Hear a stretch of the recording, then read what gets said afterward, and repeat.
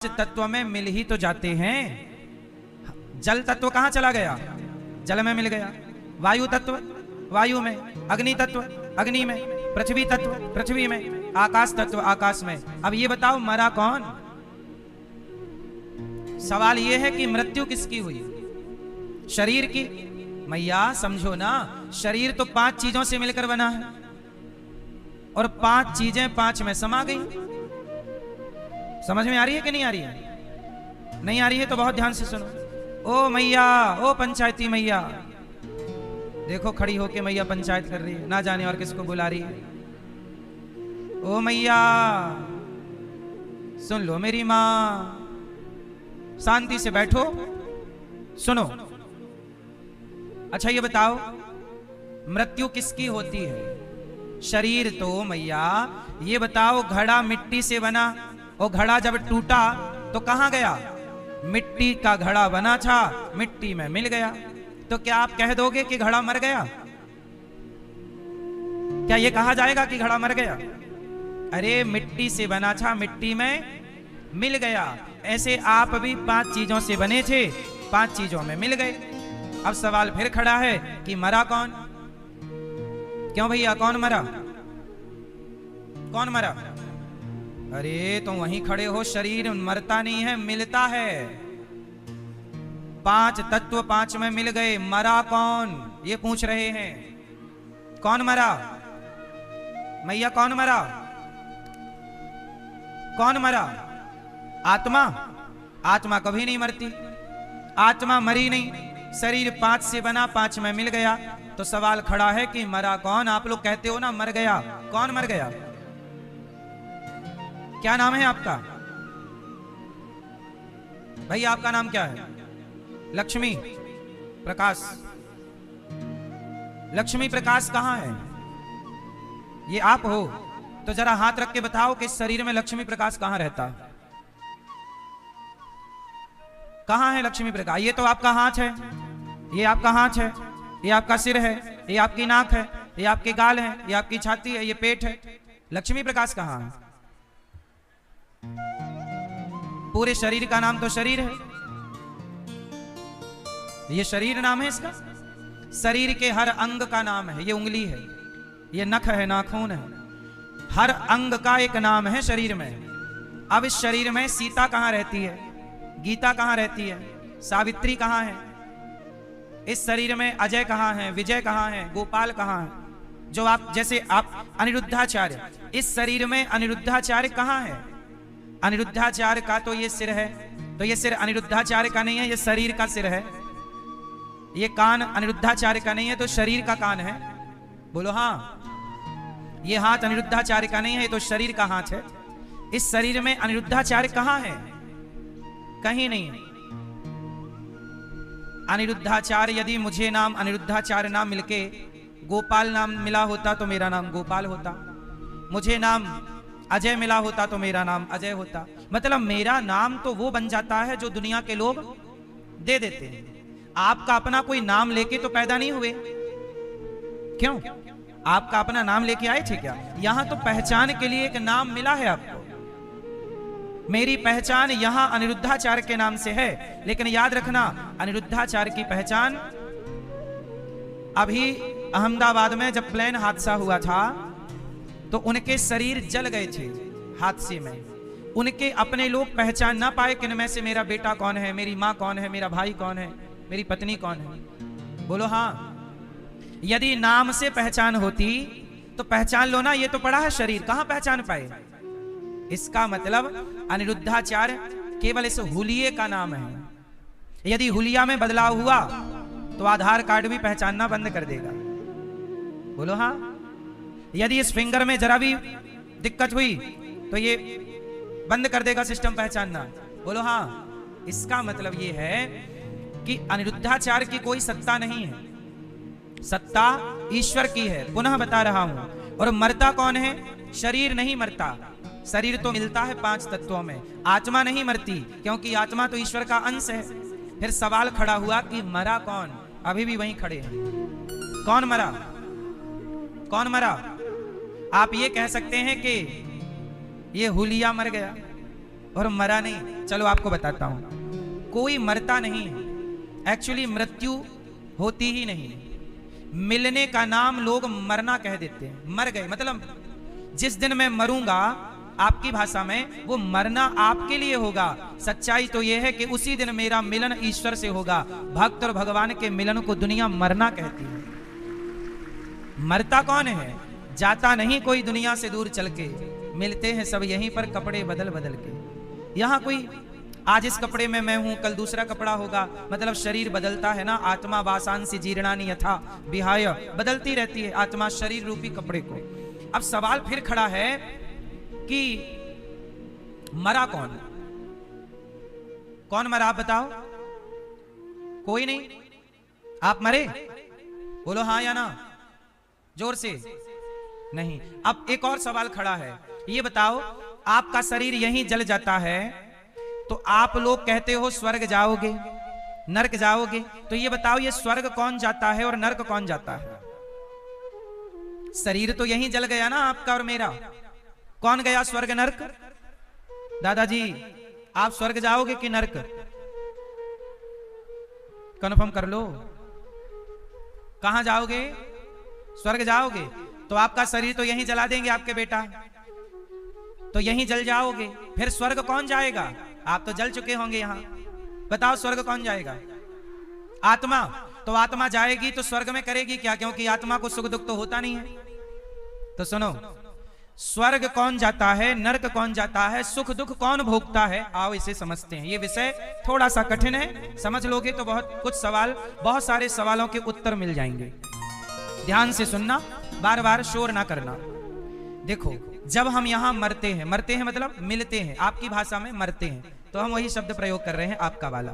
जब आप यहां मर जाओगे तो आपके शरीर को लोग चिता पे जला देंगे, तो ये शरीर तो हो गया खत्म।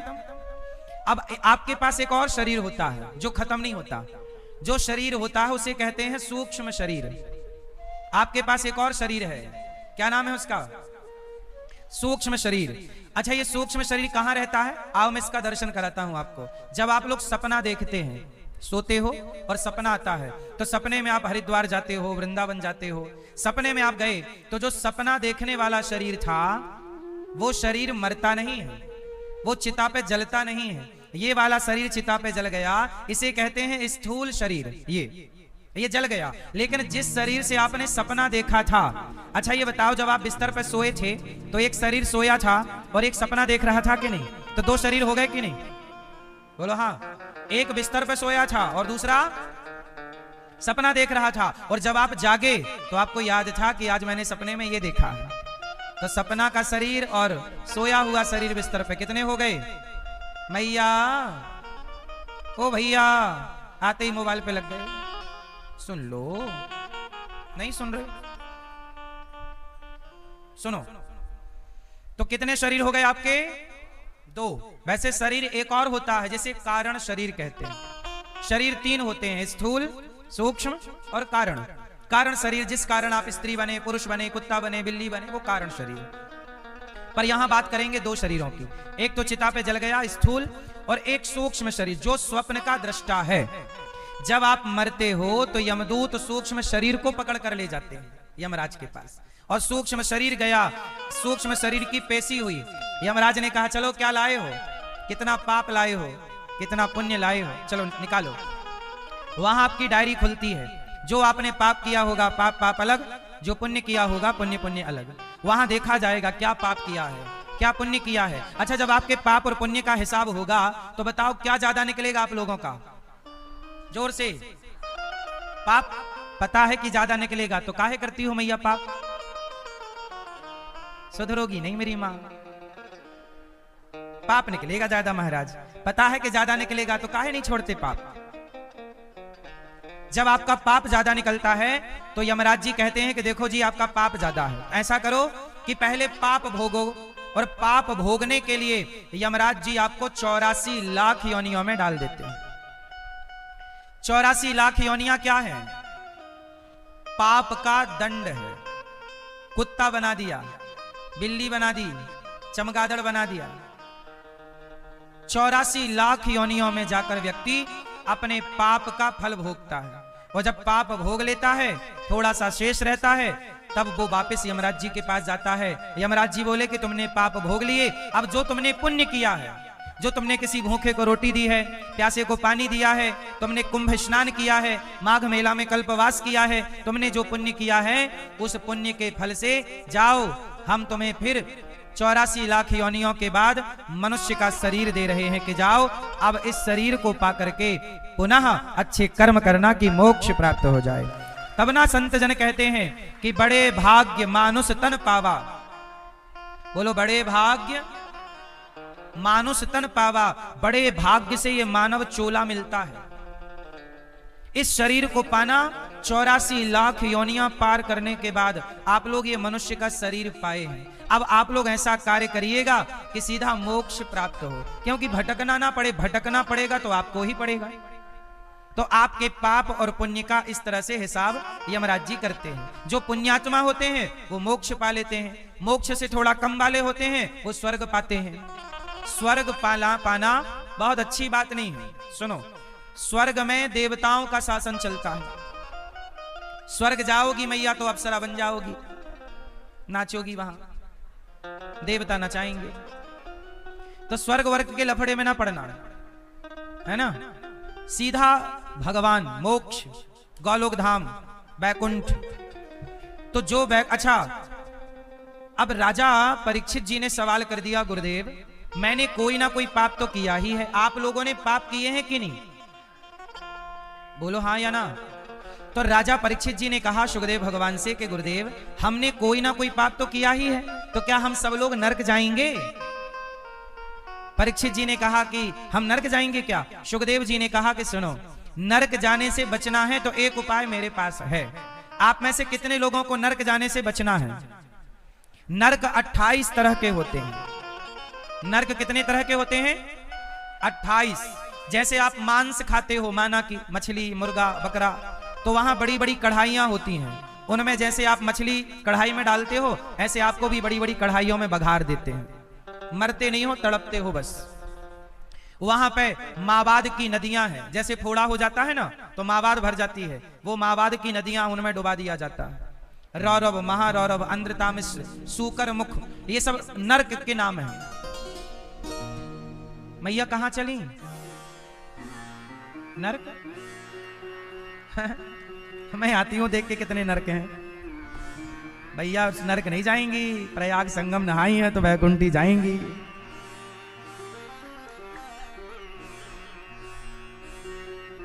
ध्यान से सुनो, नरक कितने तरह के होते हैं?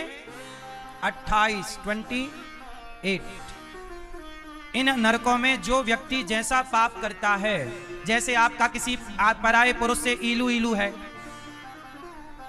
और जैसे किसी पुरुष का पराई औरत से ईलू ईलू है, तो आपको वहां भी ईलू ईलू मिलेगा। वहां भी स्वर नरक में एक लोहे का पुरुष मिलता है और लोहे की स्त्री मिलती है। जो स्त्रियां अपने पति को धोखा देके पराये मर्द से ईलू ईलू खेलती हैं, उन स्त्रियों को नरक में एक लोहे का पुरुष होता है। लोहे का पुरुष बिल्कुल गरम, लाल, उससे चिपकाया जाता है। आपको चिपको इससे। और स्त्रियों को पुरुष से और पुरुषों को लोहे की बनी गर्म लाल स्त्री से। और खेलो इलू इलू और दो धोखा। जैसा तुम कर रहे हो सब ईश्वर की डायरी में नोट हो रहा है। ये मत सोचना कि कोई देख नहीं रहा है, लाख आंख से देख रहा है तुझे देखने वाला। सच की खेती कर ले चतुर नर, समय गुजरता जाता। इसलिए मेरी मां, कर्मों को जरा संभल के करना चाहिए। 28 नरक हैं। अब परीक्षित जी डर गए कि गुरुदेव मैंने भी तो कोई ना कोई पाप किया है, ये सब लोगों ने किया ही होगा, क्या पाप से बचने का कोई उपाय है? तब सुखदेव जी बोले हाँ, एक उपाय है। यदि पाप से बचना है तो आप क्या करो? भगवान की शरणागति कर लो। क्या कर लो? क्या कर लो? जोर से, शरणागति बोलो। शरणागति, ये शरणागति क्या होती है? क्या होती है भैया? शरणागति क्या होती है? भगवान, अभी आप लोग भगवान की शरण में नहीं हो क्या? तो हैं तो फिर काहे झूठ बोलती हो? काहे छल करती हो, चुगली करती हो? ये शरणागति नहीं है कि तुम शरणागति ग्रहण कर ली और चुगली कर रही हैं, छल कर रहे हैं, निंदा कर रहे हैं, चोरी कर रहे हैं, गाली दे रहे हैं, ईर्ष्या कर रहे हैं, किसी का नुकसान करने का प्लान बना रहे हैं। ये शरणागति नहीं है। शरणागति किसे कहते हैं? शरणागति का मतलब है पूर्ण रूप से भगवान के आश्रित होना। भगवान कृष्ण गीता में कहते हैं, माम एकम शरणम व्रज, हे अर्जुन मेरी शरण में आ, और यदि शरण में आया तो अहम त्वा सर्व पापेभ्यो, तू कितना भी बड़ा पापी होगा मैं तुझे पाप से मुक्त कर दूंगा। इसलिए कहता हूं कोई पाप से मुक्त कर सकता है तो केवल भगवान। इसलिए आप लोग समय रहते भगवान के चरणों में, हे श्रीमन नारायण, हे प्रभु हम आपके हैं, और भगवान के ऐसे बनो कि जैसे समर्पण क्या है। अब समर्पण का उदाहरण आपसे मैं पूछूं कि समर्पण शरणागति का एक उदाहरण दो, तो भैया बताओ समर्पण का उदाहरण क्या है? आप क्या देंगे? आपको समर्पण किस में ज्यादा दिखता है संसार में? बोलो, है किसमें समर्पण किस में ज्यादा है? मैया किसमें है? मेरी माँ। माला बाद में जपना, पहले उत्तर दे दो। यही माला है। समर्पण किसे कहोगे? उदाहरण से पूछा जाए, एक उदाहरण देके समझाओ कि ये समर्पण है? चलो आप लोग अब सुन लो ध्यान से, समर्पण का उदाहरण हम आपको दे रहे हैं।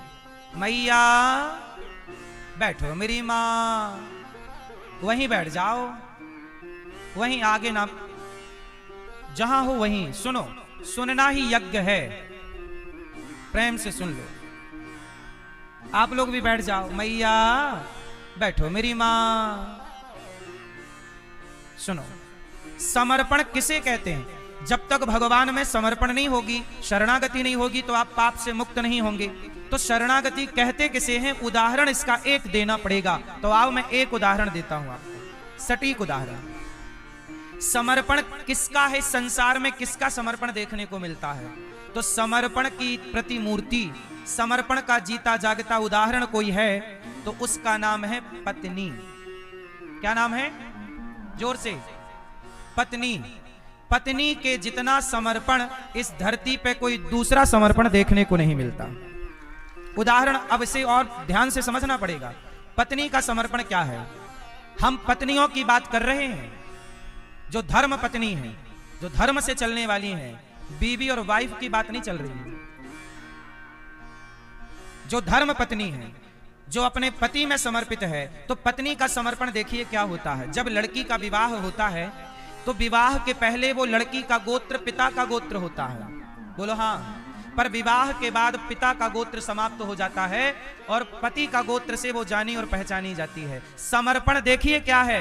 जैसे यमुना जी का समर्पण गंगा जी में है, ऐसी विलय हुई कि आगे की जो धारा चली वो यमुना की धारा नहीं चली, वो गंगा की धारा चली। जैसे यमुना मैया ने गंगा मैया में अपने को समर्पित कर दिया, ऐसे पत्नी का समर्पण देखिए कि अपना गोत्र मिटाकर पति के गोत्र से जानी पहचानी गई, अपने गोत्र को विराम। समर्पण ये होता। उदाहरण इसी को दूसरी तरह से समझिए। स्त्री का समर्पण देखिए कि उसका अपना बचपन का नाम समाप्त हो जाता है, ससुराल में जो नाम दिया जाता है उस नाम से वह जानी और पहचानी जाती है। बोलो हाँ। समर्पण देखिए, अपना नाम खो दिया उसने, मिटा दिया, अपना गोत्र मिटा दिया, नाम मिटा दिया, अपनी जात मिटा दी। पहले वो लड़की दुबे थी, तिवारी के घर ब्याही गई तो वो तिवारी कहलाएगी। बोलो हाँ। पहले वो लड़की कुछ और की थी पर जिस में ब्याही गई वो कहलाएगी। अपना नाम, अपना गोत्र, अपनी जात छोड़ दी। बोलो हाँ। और पति के नाम, पति के गोत्र, पति की जात से पहचानी गई। समर्पण देखिए। फिर देखिए कि वो पत्नी, सिर उसका है, मांग भरती है, किसके लिए? पति के लिए। हाथ उसका है, मेहंदी लगाती है, पति के लिए। पेट उसका है पर बच्चा रखती है पेट में 9 महीने, खून अपना बहाती है, पेट अपना फड़वाती है, पर उस बच्चे का नाम मां से नहीं पिता से जाना पहचाना जाता है। समर्पण देखिए। अपना पिता छोड़ दी, अपनी मां छोड़ दी पति के लिए। जहां पति रखता है वहां रहती है।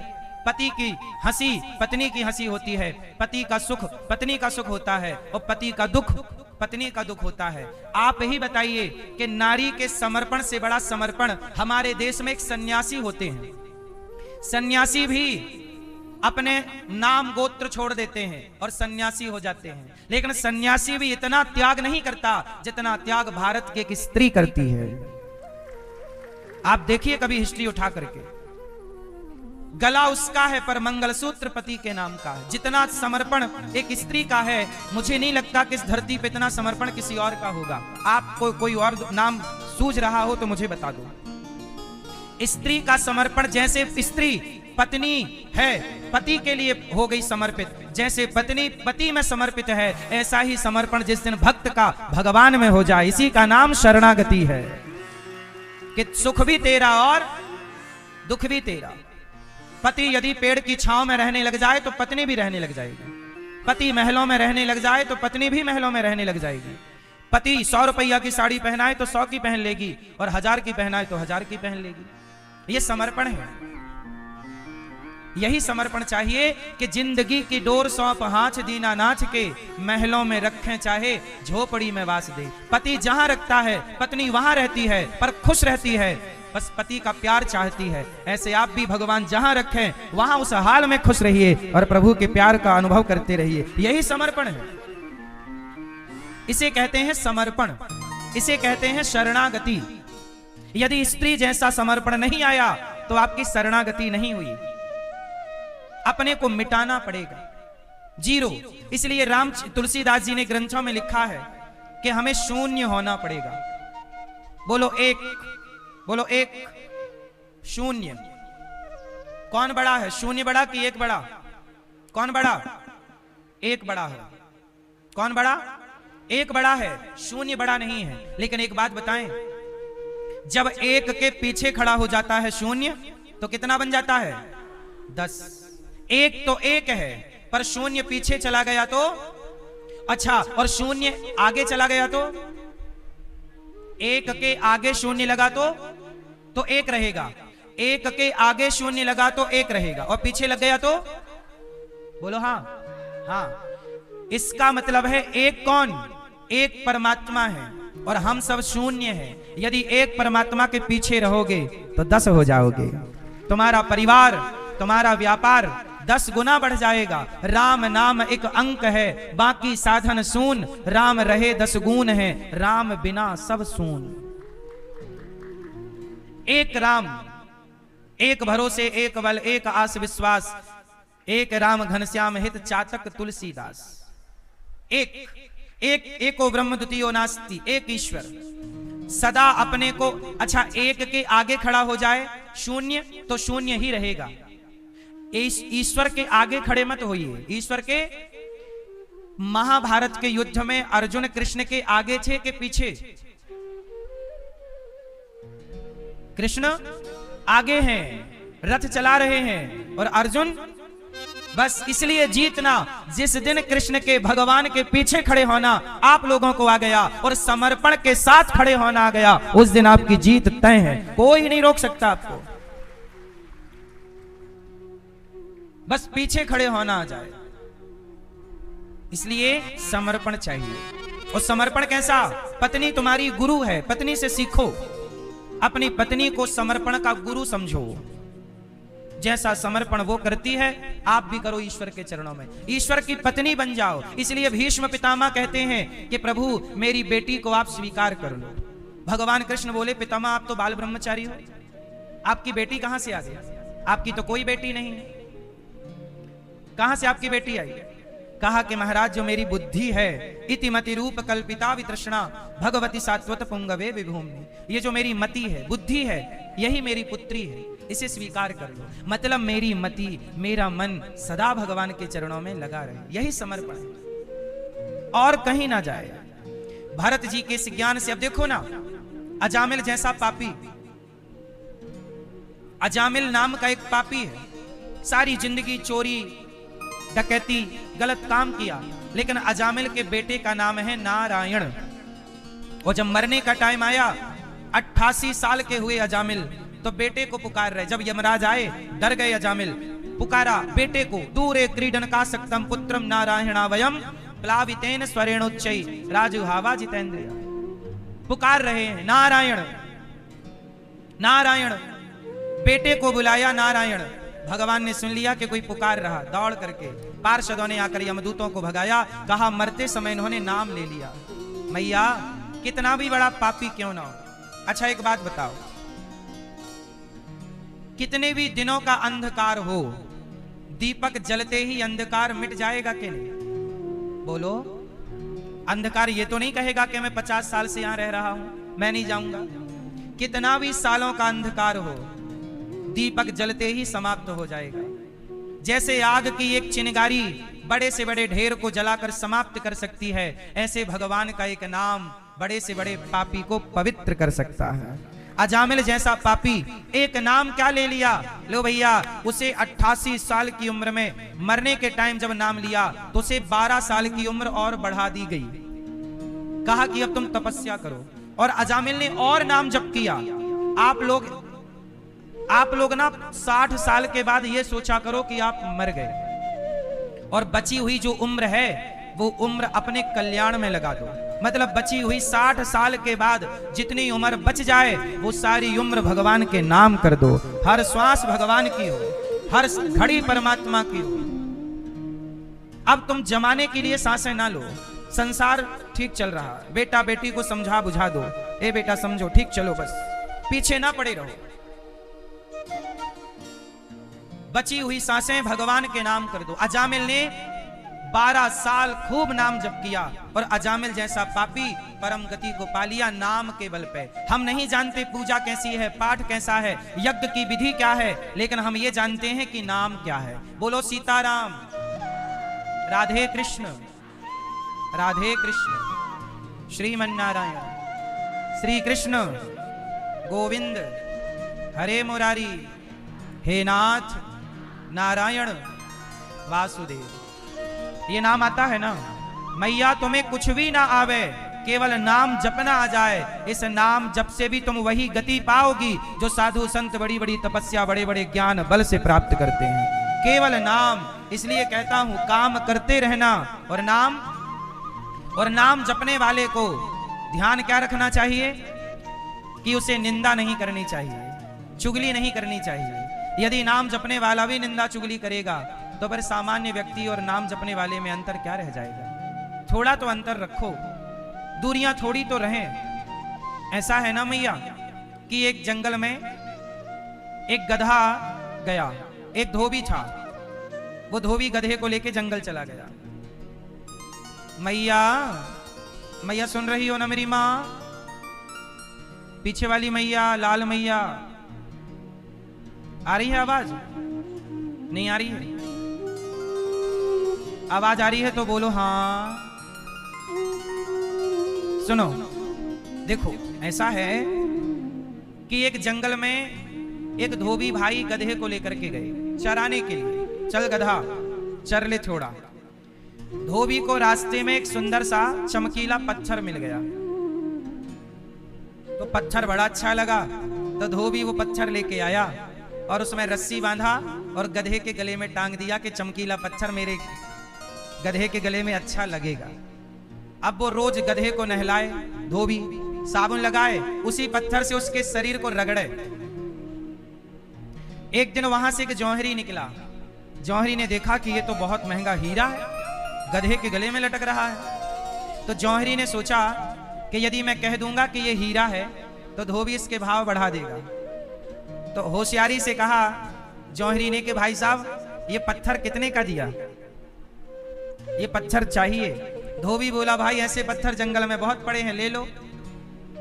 जौहरी बोला कि मुझे टाइम नहीं है जंगल जाने का, पर ये पत्थर अच्छा लग रहा है, तुम 5 रुपए में दे दो,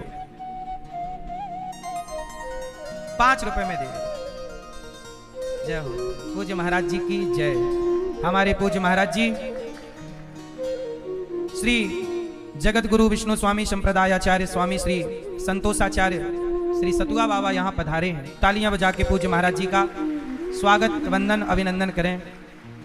महाराज जी बड़े व्यस्त रहते हैं, पूरे इस माघ मेले में किस शिविर में, किस कैंप में कहाँ पानी की कमी हो रही है, कहाँ लाइट की कमी हो रही है, कहाँ क्या समस्या है। कहीं भी लाइट की कमी नहीं है, कहीं भी पानी की कमी नहीं है, पर किसी को तनिक भी दिक्कत हो तो ये दौड़ जाते हैं उस तरफ। ऐसे समर्पण भाव से पूज्य सतुआ बाबा सेवा में लगे हुए हैं। इतनी सेवा करना मुझे नहीं लगता कि ये सरल काम है। कुछ भी कह देना सरल है, पर कार्य कर लेना। अब सोचिए, माघ मेला में पूरी देख रेख आपकी है, कोई जरा सी कमी ना हो कहीं।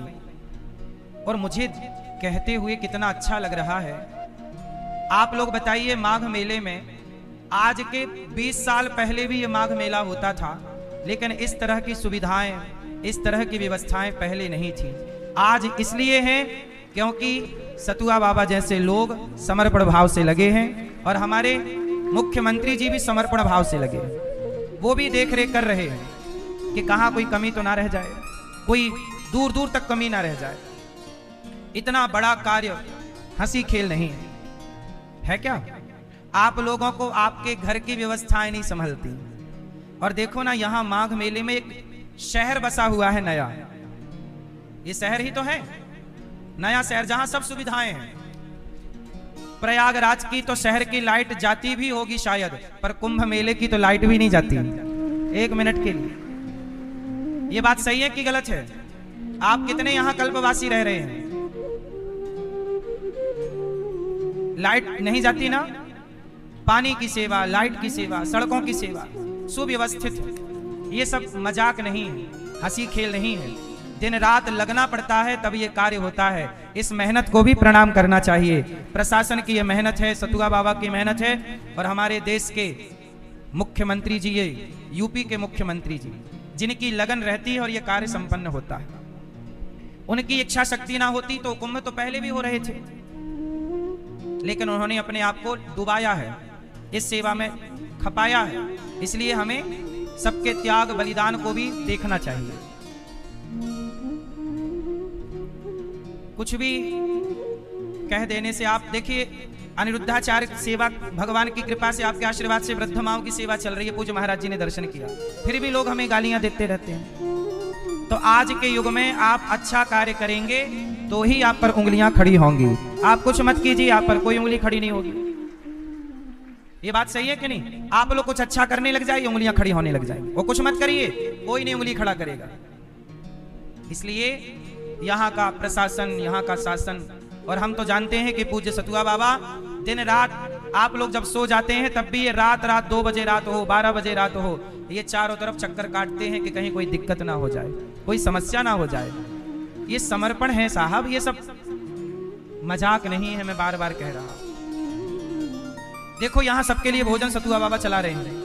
इनके पूर्वाचार्यों ने, कल मैंने बताया था कि जो पूर्व सतुआ बाबा रहे हैं, हमारे श्री संतोषाचार्य जी के जो पूर्वाचार्य हुए हैं, इनके गुरु के गुरु के गुरु, जो पूर्व इनके गुरु हुए हैं, उनके पास स्वयं भगवान शंकर भिक्षा लेने आए थे। ये काशी का इतिहास है, ऑन रिकॉर्ड इतिहास है। भगवान शंकर आए और कहे, बाबा बड़ी भूख लगी है, कुछ खाए भी को दे दे। तो चने का सत्तू दे दिया था इनकी कुछ पीढ़ियां पूर्व इनके गुरु आचार्यों ने, कि लो बाबा ये खाओ। तो वो सत्तू लेकर के भगवान शंकर काशी विश्वनाथ बोले, बाबा आज से तुम सब भक्तों को सत्तू बांटना। ये कह के भोलेनाथ चले गए, और तब से उस पीठ से सदा भक्तों को सत्तू की सेवा होती आई। इसलिए इस पीठ का नाम पड़ा सतुआ बाबा पीठ।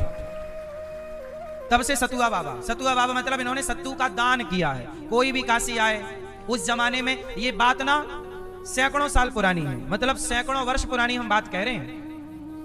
तो इनके आचार्यों ने सबकी सेवा की। कोई भी काशी आता तो भोजन कहाँ मिलता? आजकल तो अन्य क्षेत्र चलने लगे, उस जमाने में तो ऐसे अन्य क्षेत्र नहीं चलते थे। तब सतुआ बाबा, इनके पूर्वाचार्यों ने सत्तू का दान किया, सबको देते रहे, और तब से फिर क्षेत्र में क्या नाम पड़ गया? सतुआ बाबा, सतुआ बाबा, सतुआ बाबा। और आज भी वही सतुआ बाबा की परंपरा से उन्हीं आचार्य की गद्दी में आप विराजे हैं, संतोषाचार्य जी। सोचिए न, जिन्होंने शिव का साक्षात दर्शन किया, उस गद्दी पर ये स्वामी जी विराजे हैं। इसलिए इन्हें सतुआ बाबा कहते हैं। इनका नाम है संतोषाचार्य जी महाराज, लेकिन चूंकि सतुआ बाबा की गद्दी है, इस गद्दी पर जो बैठेगा उसे सतुआ बाबा कहा जाएगा। तो जो सेवा इनके पूज्य गुरु चरण करते चले आए हैं उसी परंपरा को ये बढ़ा रहे हैं। यहां भी देखो अखंड इनका भंडारा चल रहा, कोई भी आता सबको भोजन मिलता, यहां सबको भोजन और शयन। कोई भी किसी के पास कैंप ना हो, यात्री गण आए स्नान करने कि चलो आज 2 दिन रुकेंगे, तो लोग यहीं रुक जाते हैं इनके पांडाल में। ये सेवाएं हैं। अब तो देखो आप कुछ भी कह दीजिए, फिर आपका मुंह है, कुछ भी बोल दीजिए, लेकिन सेवाओं को, समर्पण को, साधु परंपरा यदि जीवित है तो ऐसे महापुरुषों के बल पर जीवित है जो सेवा में लगे हुए, भजन भी करते हैं और सेवा भी करते हैं। तो हम आपको निवेदन कर रहे थे कि पूज्य महाराज जी के चरण गौरी गोपाल में भी पड़े हैं और इन्होंने वहां की सेवाओं को भी देखा है, गौरी गोपाल की सेवा को, और इनका आशीर्वाद है, गौरी गोपाल की सेवाएं चल रही हैं आप सबके आशीर्वाद और सहयोग से।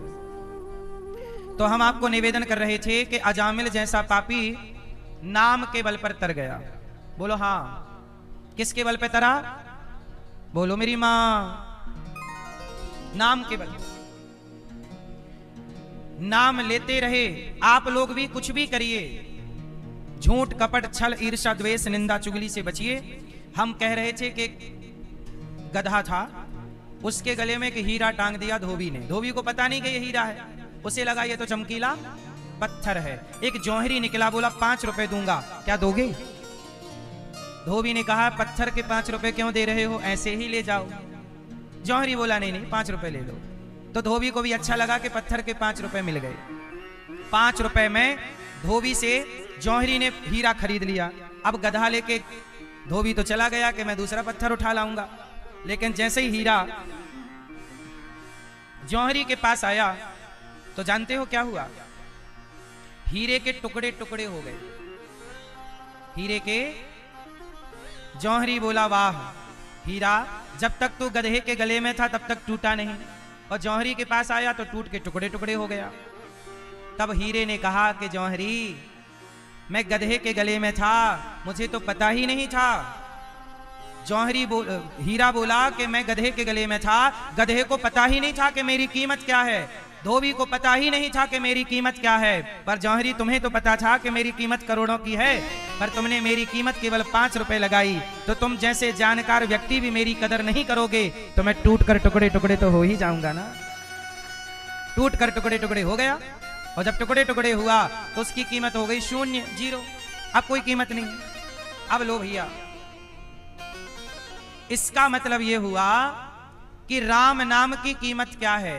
अहिल्या का उद्धार राम जी ने किया, राम जी के नाम के पत्थर पानी में तैर गए कि नहीं? बोलो हाँ। तो जरा सोचिए, हम भारत के लोग जो राम राम कृष्ण कृष्ण नारायण नारायण राधा राधा जप रहे हैं, यदि हम भगवान के नाम का आश्रय लेकर भी छल कपट करेंगे तो फिर मैया ये भगवान के नाम की अवहेलना हुई कि नहीं हुई? कि भगवान का नाम की महिमा आप तो जानते हैं, आप तो उस नाम की अवहेलना ना करो। दुनिया झूठ बोले तो बोलने दो, दुनिया निंदा करे करने दो, दुनिया छल करे करने दो, आप क्यों कर रहे हैं? बोलो ना। दुनिया, अब आप कहते हैं वो कर रहे हैं, करने दो, करने दो। आप क्या कर रहे हैं?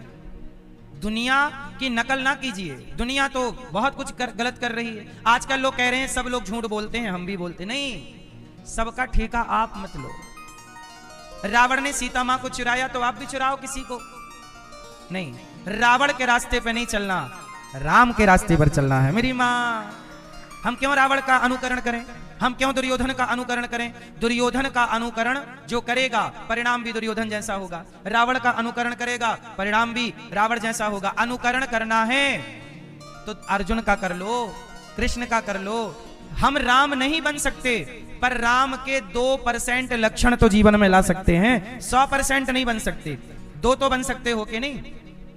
आप 100% सीता नहीं हो सकती हो, पर 2% तो हो जाओगी ना मेरी मां। इतने से भी आपका भला हो जाएगा, इतना भी कर लो।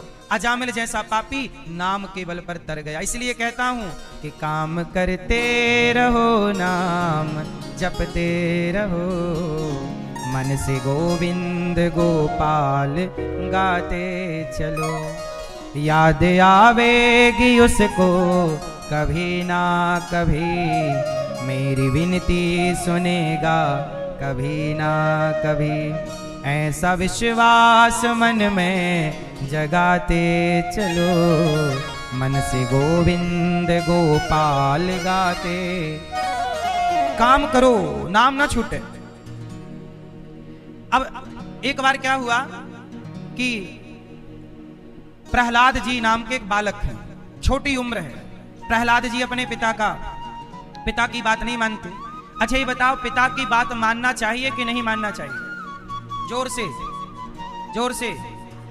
तो प्रहलाद जी तो नहीं माने। बताओ, मां की बात माननी चाहिए कि नहीं माननी चाहिए? पर भरत जी तो नहीं माने। क्यों मैया? भरत जी ने क्या मां की बात मानी? मां ने कहा था बेटा राजा बन जाओ, क्या बात मानी? जोर से। इसका मतलब यह है कि मां की बात माननी चाहिए, पर मां की बात वो बात मानो जिस बात से हम भगवान से जुड़ जाएं। यदि भगवान से दूर करने की बात मां भी करती हो तो मां की वो बात नहीं माननी चाहिए। इसका उदाहरण भरत जी है। यदि पिता की आज्ञा भगवान से दूर करने की आज्ञा है तो पिता की वो आज्ञा नहीं माननी चाहिए। इसका उदाहरण प्रहलाद जी। अच्छा, गुरु की बात माननी चाहिए कि नहीं? जोर से। तो गुरु जी जो हैं, शुक्राचार्य जी की बात राजा बलि ने नहीं मानी।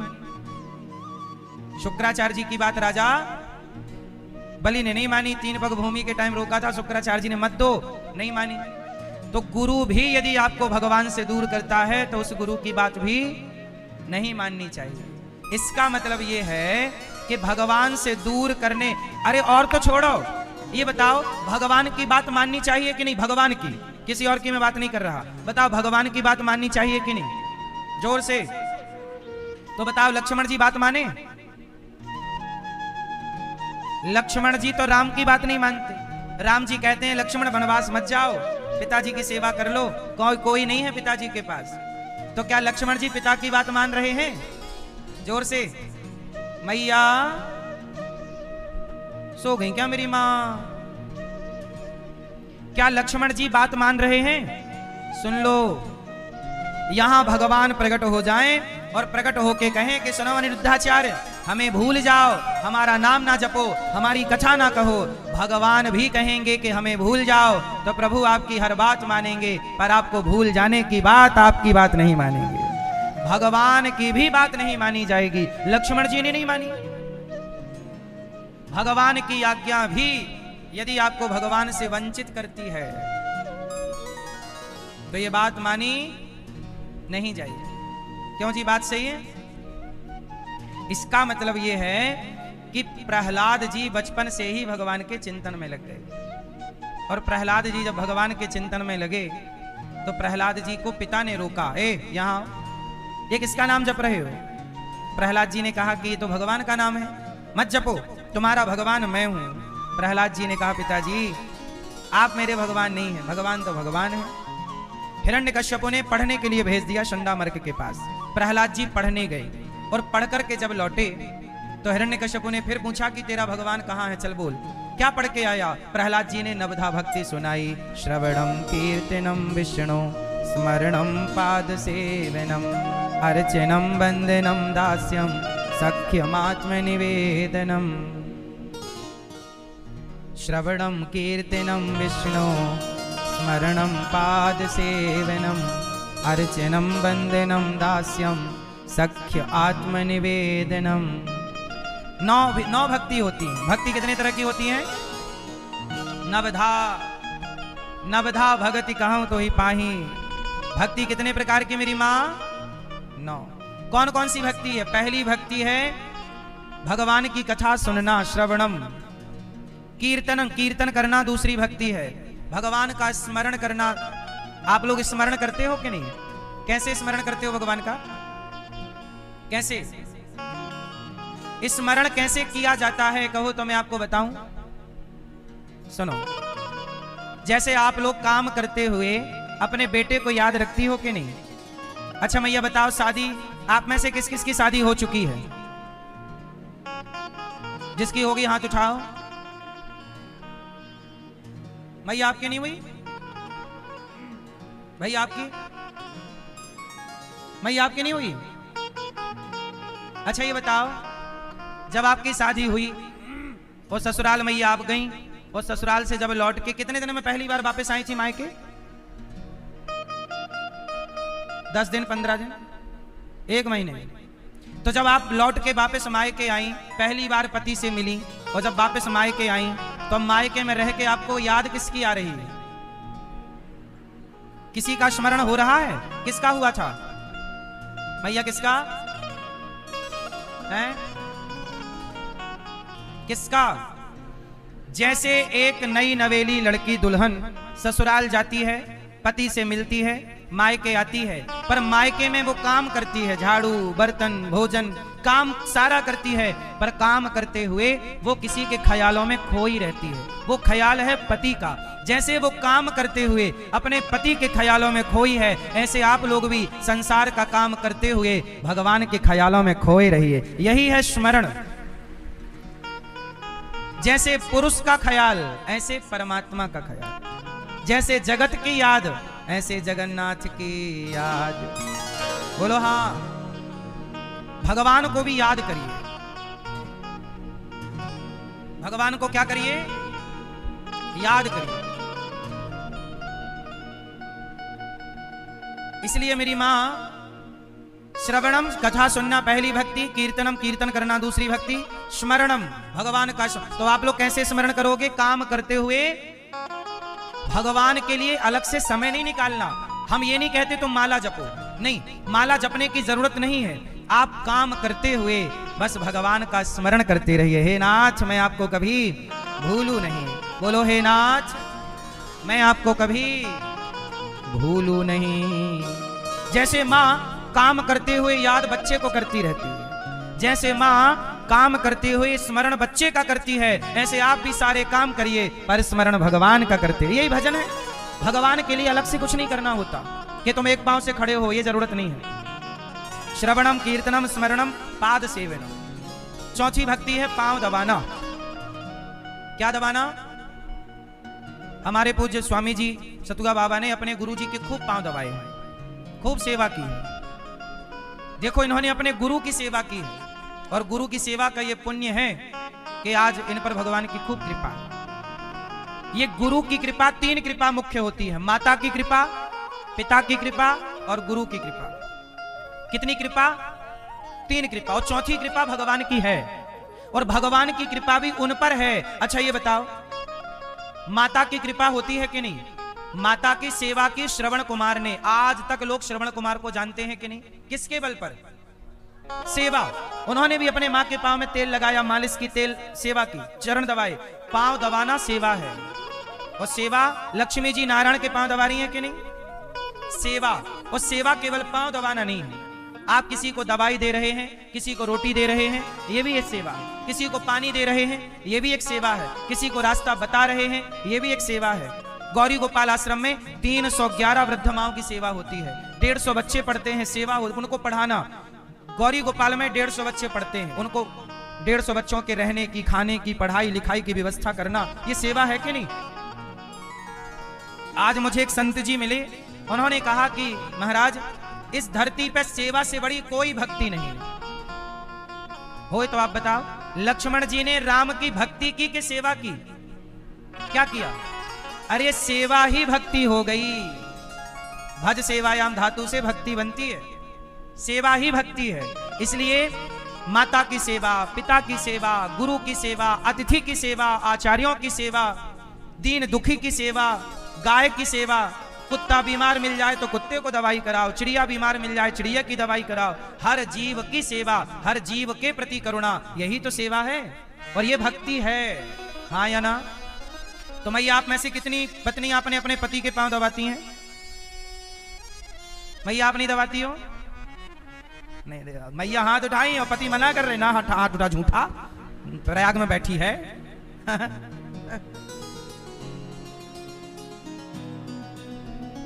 क्यों मैया नहीं दबाती हो पांव? पांव दबायो करो मेरी मां। पांव दबाओ अपने अपने पति के। और पति लोग आप लोग सेवा करते हो पत्नी की कि नहीं?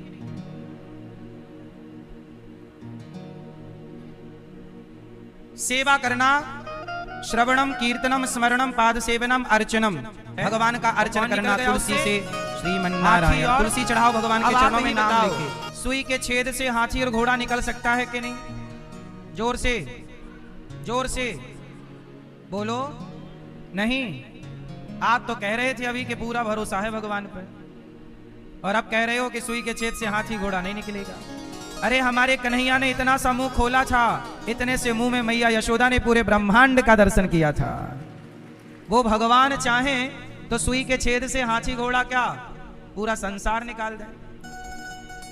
आप लोग भरोसा करिए भगवान पर, भरोसा भगवान पर पूरा, भगवान पे भरोसा। जोर से, पूरा पूरा है भरोसा, मेरी हार नहीं होगी। भगवान पे पूर्ण। प्रहलाद जी को होलिका गोद में लेकर बैठ गई, आग लग गई, जल गई, होलिका ही जल गई। प्रहलाद जी का बाल भी बांका क्यों नहीं हुआ? क्यों नहीं हुआ? क्योंकि प्रहलाद को भगवान पर भरोसा है। क्या भरोसा? अच्छा ये बताओ, आपको कौन मार सकता है? हाँ, मारने वाला है भगवान, बचाने वाला है भगवान। मारने वाला भी वही, और तो फिर हम किसी से क्यों डरें? मौत आएगी तो मर भी लेंगे, मौत से पहले मरना क्या? मौत आएगी, आप लोग डरा ना करो। जिंदगी निडर होनी चाहिए, भय ना हो, निर्भय होके जियो। क्यों? क्योंकि आप किससे डरते हैं? मौत से नहीं। मौत तो देखो भगवान चाहेंगे तो आप, जब तक वो नहीं चाहेंगे आप मरोगे नहीं, और चाहेंगे तो खड़े खड़े बैठे बैठे लुढ़क जाओगे। मैया नींद आ रही है मेरी माँ, नहीं। सुनो, प्रहलाद जी को पहाड़ से फेंक दिया हिरण्यकश्यप ने। प्रहलाद जी को सांप के जहर, सांपों के बीच में डाल दिया, डसने लगे सांप पर। जिसे बचाने वाले भगवान हो से कौन? इसलिए कहता हूं भगवान के भरोसे बिंदास जिया करो, डरने का नहीं। रोज भगवान को याद करो, हे प्रभु हम आपके भरोसे हैं, आपके आश्रित हैं। फिर देखो हिरण्यकश्यप ने बोला, चल बोल तेरा भगवान कहाँ है, आज मैं देख लूं तेरे भगवान को। प्रहलाद जी बोले, न केवलम में भवतश्च राजन सबई बलम बलिनाम चापरेशम। कहाँ नहीं है भगवान? तो हिरण्यकश्यप बोला, कहाँ तेरा भगवान? प्रहलाद जी बोले, सर्वत्र है। क्या इस खंबे पे तेरा भगवान है? हाँ। और जो खंबे पे भगवान का इशारा किया भैया, हिरण्यकश्यप बोला, मुझे तो नहीं दिखता किस खंबे पे भगवान है। प्रहलाद, अच्छा ये बताओ खंबे पे भगवान थे कि नहीं? जोर से, मैया क्या दिखाई पड़ रहे थे हिरण्यकश्यप को? अच्छा, प्रहलाद को दिख रहे थे और हिरण्यकश्यप को क्यों? प्रहलाद जी को दिख रहे हैं और हिरण्यकश्यप को नहीं दिख रहे, ऐसा क्यों? बोलो क्यों? अच्छा ये बताओ, भगवान सबको दिखते हैं कि नहीं दिखते? जोर से, जोर से। ऐसा है कि अखबार में कुछ लिखा है, जैसे आपके पास इंग्लिश का अखबार आ जाए, इंग्लिश के अखबार में लिखा सब कुछ है, पर आपको इंग्लिश आती नहीं है तो क्या आप पढ़ पाओगे? चाइना का अखबार आ जाए तो लिखा तो है पर आती नहीं है भाषा, तो क्या पढ़ पाओगे? बोलो मेरी माँ, नहीं ना। इसका मतलब ये हुआ कि लिखा सब है, पढ़ना नहीं आता। ऐसे खंबे पर भगवान है, खंबे पर भगवान तो थे पर प्रहलाद को देखना आ गया और हिरण्यकश्यप को देखना नहीं आया, क्योंकि भगवान को देखने की भी तो शिक्षा है। प्रहलाद जैसा विद्यार्थी होगा, प्रहलाद जैसा भक्त होगा, भक्ति की आंखें होंगी तो कण कण में परमात्मा को देख लोगे। यदि भक्ति की आंखें ही नहीं है तो कहोगे कि यहाँ कहाँ भगवान है, ये तो खंबा है। तो हिरण्यकश्यप को नहीं दिख रहे हैं और प्रहलाद को, तो आप ही बताओ कि भगवान को देखने के लिए हिरण्यकश्यप की आंखें चाहिए कि प्रहलाद की? मैया किसकी आंखें चाहिए मेरी माँ? प्रहलाद जी की। इसलिए कहता हूं प्रहलाद की आंखों से देखो। किसकी आंखों से? इसलिए भक्ति होगी तो भगवान का अनुभव होगा, भक्ति ही नहीं है तो फिर कुछ नहीं है। मानो तो मैं गंगा मां हूं, नहीं मानो तो बहता। प्रहलाद जी ने कहा कि भगवान है। हिरण्यकश्यप ने खंबे पर प्रहार किया, खंबा टूटा तो नरसिंह भगवान प्रकट हो गए। अच्छा, नरसिंह भगवान क्यों प्रकट हो गए? इसलिए प्रकट हो गए कि यदि प्रकट ना होते तो प्रहलाद की बात झूठी हो जाती। प्रहलाद के वचन को सत्य करने के लिए भगवान अपने भक्त के वचनों की लाज रखते हैं, और भक्त के वचन को सत्य करने के लिए भगवान खंबे से प्रकट हो गए। बोलो हाँ। इसलिए कहता हूं कि आप भी भगवान के वचनों पे, भगवान के भजन पे ध्यान दो, भक्ति पे ध्यान दो। कोई बात आपकी वाणी से निकल जाएगी तो भगवान आपके वचनों की लाज रखेंगे। भगवान खंबे पर हैं, कोई प्रहलाद तो हो देखने वाला। हिरण्यकश्यपु प्रकट हो गए। हिरण्याक्ष हिरण्यकश्यपु के सामने नरसिंह भगवान प्रकट हो गए। हिरण्यकश्यपु बोला कौन हो? भगवान बोले तेरी मृत्यु हूं। हिरण्यकश्यपु बोला मैं तो मरेगा ही नहीं, मैं नहीं मरूंगा। क्यों नहीं मरेगा?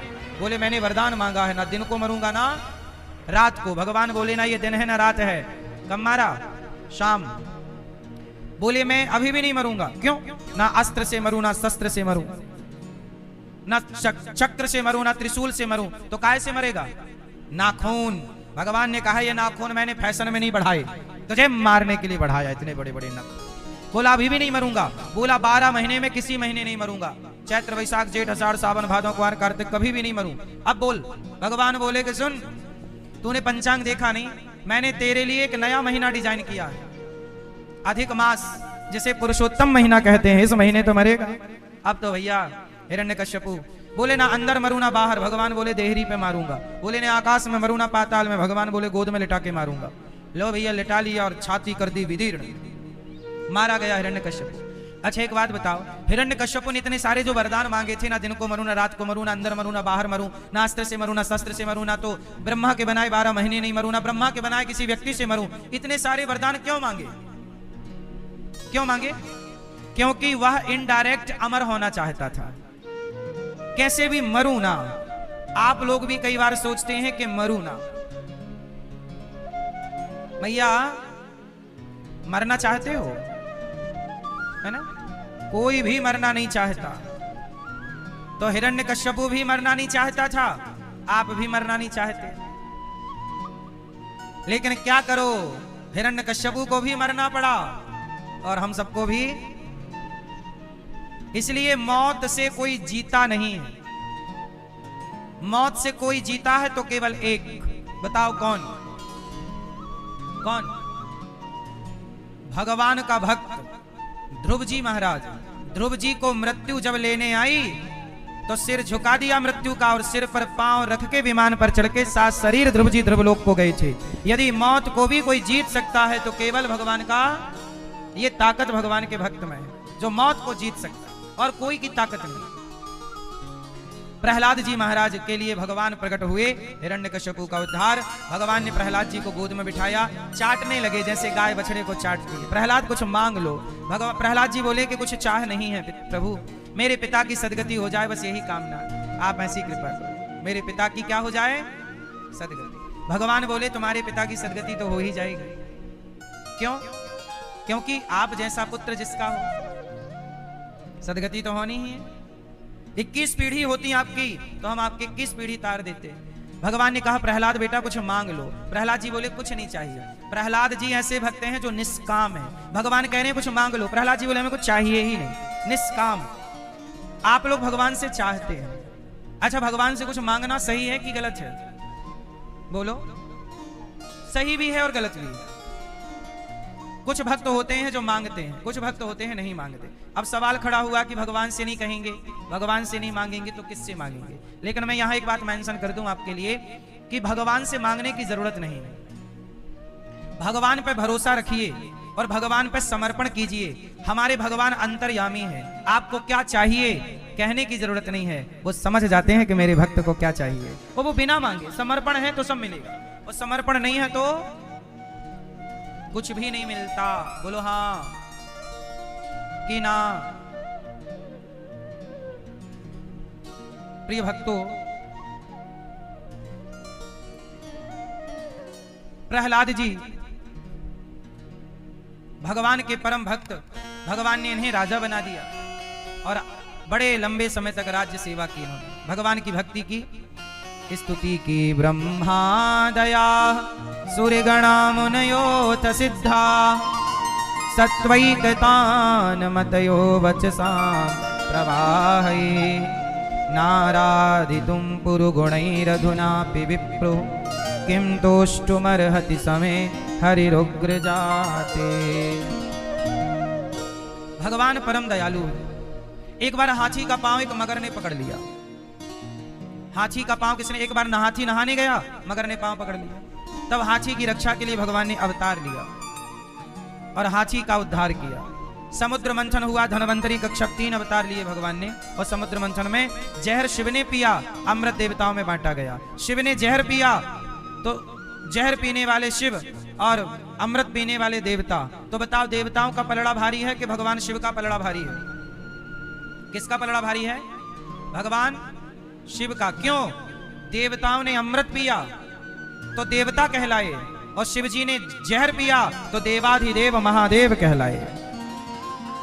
इसलिए बड़ा है वो जो जहर पीता है। जहर क्या है? अपमान, गालियां। इसलिए कोई आपको गाली दे, अपमानित करे, करने दो, जवाब देने की जरूरत नहीं है। जो उचित जवाब हो दे दो, पर हर बात का जवाब जरूरी नहीं है। शंकर जी जहर पीते हैं समाज का, इसलिए महादेव कहलाते हैं, नीलकंठ कहलाते हैं। बोलो हाँ। आप लोग भी हर बात का उत्तर ना दिया करो। चुप रहना मुझे लगता है ज्यादा समझदारी है, पर पितामह की तरह चुप्पी भी ना हो कि गलत होता रहे और आप चुपचाप बैठे हो।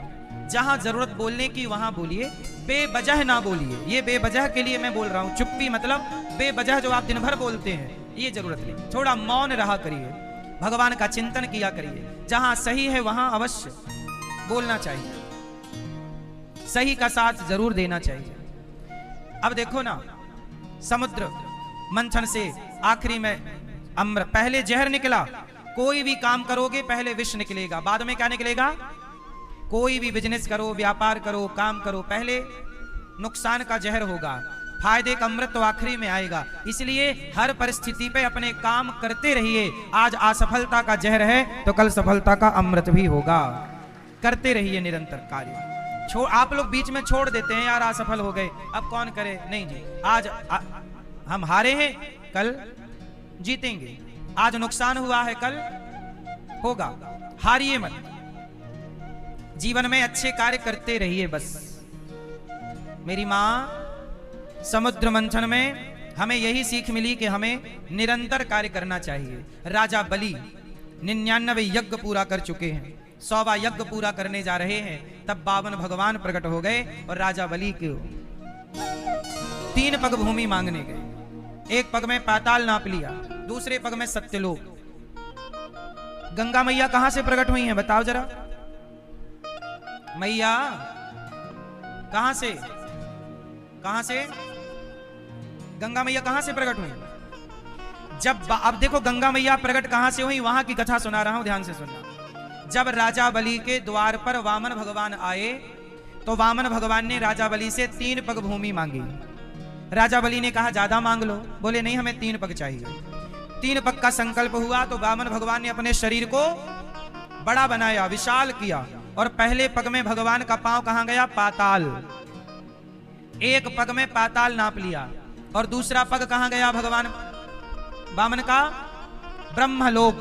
और जैसे ही भगवान का पांव ब्रह्मा जी के पास गया सत्यलोक को नापने, तो ब्रह्मा जी ने भगवान नारायण के अंगूठे को धुल लिया, कमंडल का पानी लिया और अंगूठा धुला, और धुल के वह चरणामृत अपने कमंडल में डाल लिया। वही चरणामृत जो भगवान का चरणामृत है, वही चरणामृत जब भगीरथ ने तपस्या की, तो वही भगीरथ के तपस्या करने पर ब्रह्मा जी ने अपने कमंडल से थोड़ी सी एक धारा छोड़ दी, वही धारा गंगा मैया कहलाती है। ये भगवान श्री मन नारायण के, मतलब वामन भगवान के, नारायण के चरणों का धौमन है, ये चरणामृत है। इसलिए गंगा का जल कभी खराब नहीं होता। बात समझ में आई? ये चरणामृत है। अच्छा, यहां पे संगम है, कौन कौन मिला? जोर से। गंगा और यमुना सरस्वती माँ गुप्त है, पर दिखती क्या क्या है। अच्छा ये बताओ, गंगा के रास्ते यमुना आई कि यमुना के रास्ते गंगा आई? यहां संगम में क्या दिखता है? किसके रास्ते कौन आया, जरा आप लोग बताओ। यमुना के रास्ते गंगा आई, प्रयागराज में किसके रास्ते कौन आया? जो यहां के लोकल रहने वाले लोग हैं वो तो रोज ही देखते होंगे। बताओ किसके रास्ते कौन है? यमुना के रास्ते गंगा है कि गंगा के रास्ते यमुना है? कौन? सुनो, गंगा कौन है? भगवान के चरणों की दासी। गंगा कौन है? भगवान के चरणों की। और यमुना कौन है? हैं? यमुना है भगवान कृष्ण की पत्नी। जरा ध्यान से सुनिएगा, यमुना है महारानी। यमुना है महारानी, भगवान की चतुर्थ पटरानी है। भगवान कृष्ण की चौथे नंबर की पत्नी कौन है? यमुना। तो यमुना जी भगवान की पत्नी है और गंगा जी भगवान की दासी है। इसलिए यहां संगम में आपने देखा होगा तो यमुना जी जा रही थी तो गंगा आई। तो गंगा आई तो यमुना जी को देख के गंगा मैया हाथ जोड़ के खड़ी हो गई, माता जी प्रणाम। क्योंकि महारानी है ना यमुना जी, यमुना महारानी की ये महारानी है। तो गंगा मैया हाथ जोड़ के खड़ी हो गई कि मां आप चलिए आगे। यमुना मैया बोली कि सुनो गंगा, अब तुम आओ यहां, मैं तुम्हें अपने गले से लगाती हूं और तुम, अब मेरी यात्रा यहीं पूरी होती है। आगे की यात्रा में मेरा नाम नहीं, तुम्हारे नाम से आगे जाना पहचाना जाएगा।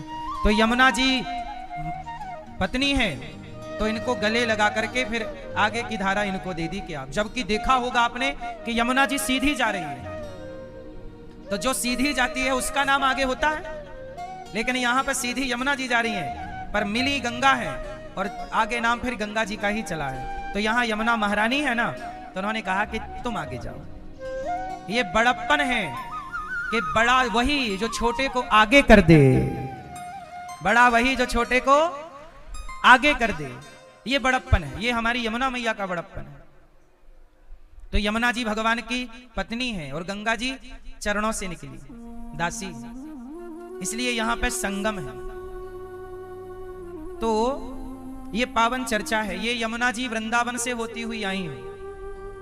भगवान स्नान करते थे, गोपियां स्नान करती थी, वही बहता हुआ जल संगम में आता था। तो ये पावन प्रयागराज है जहां संगम है। और आपको यहां से ये सीख लेनी है कि बड़ा वो नहीं जो छोटे को पीछे कर दे, बड़ा वो है जो छोटे को भी आगे करके स्वयं पीछे रहे। ये बड़प्पन है और ये सीख यहां से हम सबको लेनी चाहिए।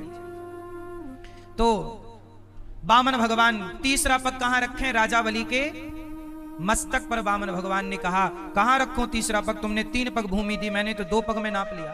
राजा बलि ने कहा प्रभु मेरे माथे पे रख लो। तब राजा बलि के मस्तक पर भगवान ने तीसरा पग रखा और कहा कि आज से मैं तेरे प्रेम में बिक गया, बोल क्या चाहता है?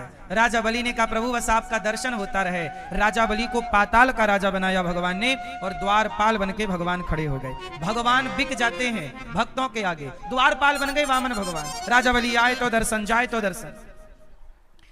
लक्ष्मी जी को लगा कि मेरे पति गए थे आए नहीं, तो नारद जी बोले कि आपके पति को नौकरी मिल गई है,